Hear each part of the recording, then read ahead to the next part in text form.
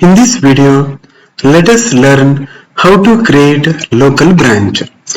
First, we'll open this particular folder path.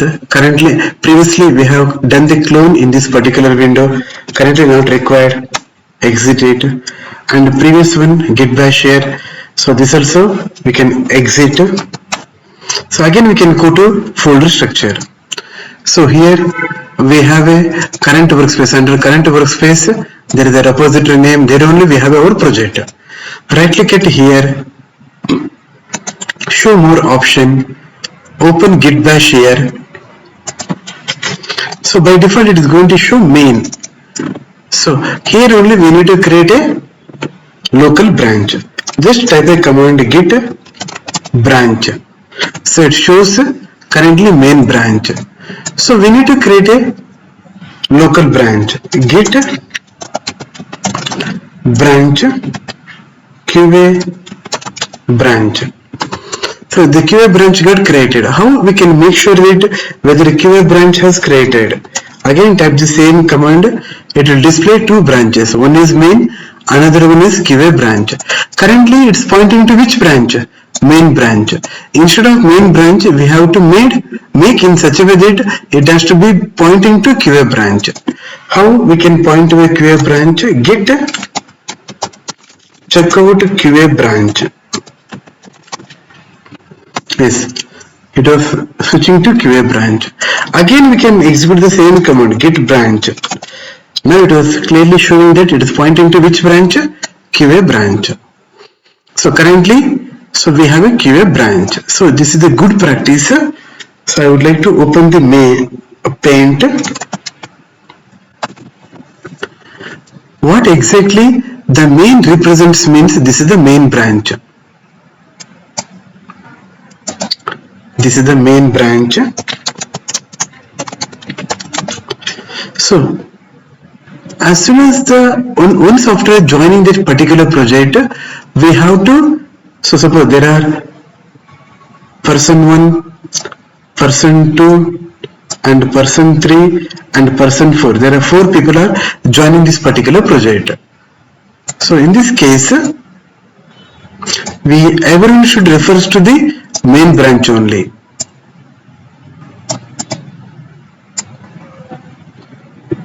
Every person, what they supposed to do? They have to clone the repository first. They have to clone the repository.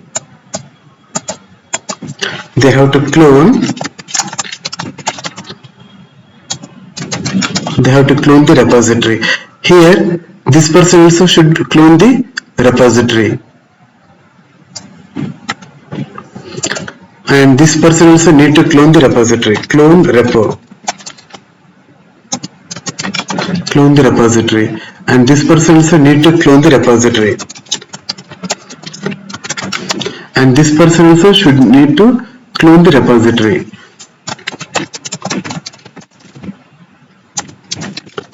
Once after cloning the repository, what they have to do? This is called the person 1. He is person 2.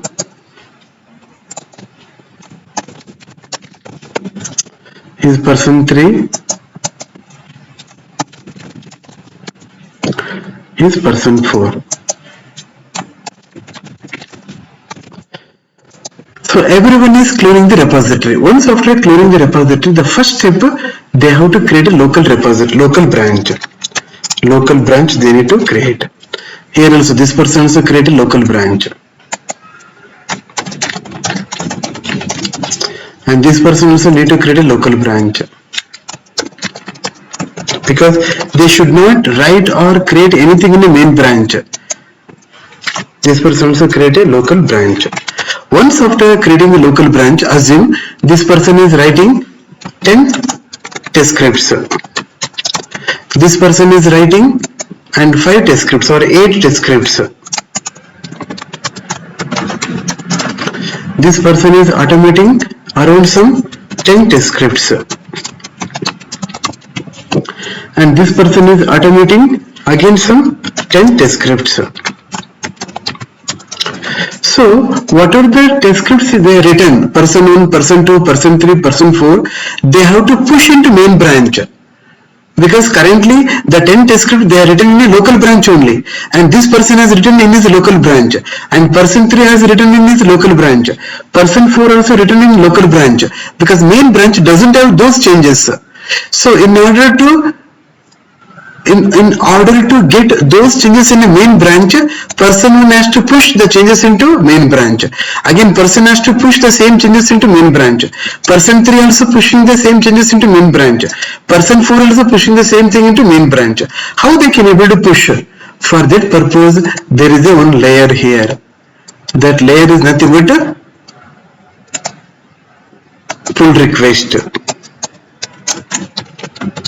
Pull request. As soon as if they can able to push, directly it won't be pushed into the main branch. There is a intermediate layer is available, that is called the pull request. In pull request, as we need to create a request, we need to add reviewers, then the reviewer has to approve, then only we can able to merge the same changes into the main branch. Okay, this is the way it is working in our real time. Thank you.